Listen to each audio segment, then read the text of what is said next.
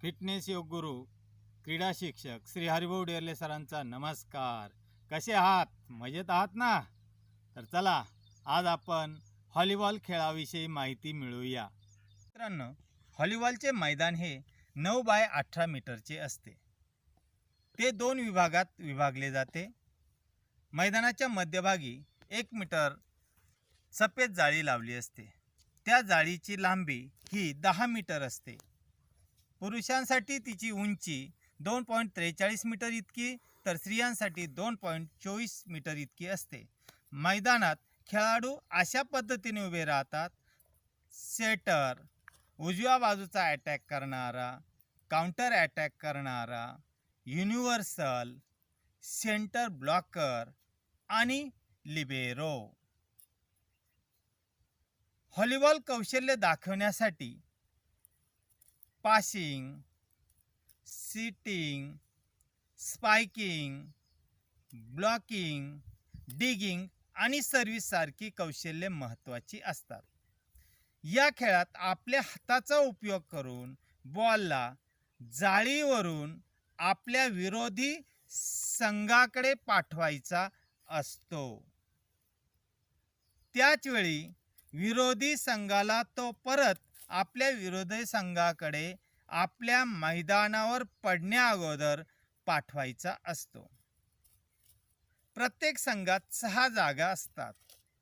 त्यामध्ये 3 अटॅक लाईनच्या पुढे आणि 3 अटॅक लाईनच्या पाठीमागे उभे राहतात. संघाला 1 गुण केव्हा मिळतो? जेव्हा बॉल यशस्वीपणे विरोधी संघाच्या मैदानात पडतो किंवा त्या संघाकडून काही फाऊल होतो. बॉलला विरोधी संघात पाठवण्यासाठी प्रत्येक संघाला 3 वेळेस पास करता येतो. मात्र तिसऱ्या वेळेस बॉल विरोधी संघास पाठवला गेला पाहिजे, नाहीतर तो फाऊल दिला जातो. सेट तो संघ जिंकतो की जो संघ 2 गुणाच्या फरकाने पहिले 25 गुण करतो. जो संघ 2 सेट जिंकतो तो संघ विजयी घोषित केला जातो. व्हॉलीबॉलमध्ये काही नियम असतात. उदाहरणार्थ, सर्व्हिस करताना पाय अंतिम रेषेला स्पर्श झाला किंवा पुढे पडला.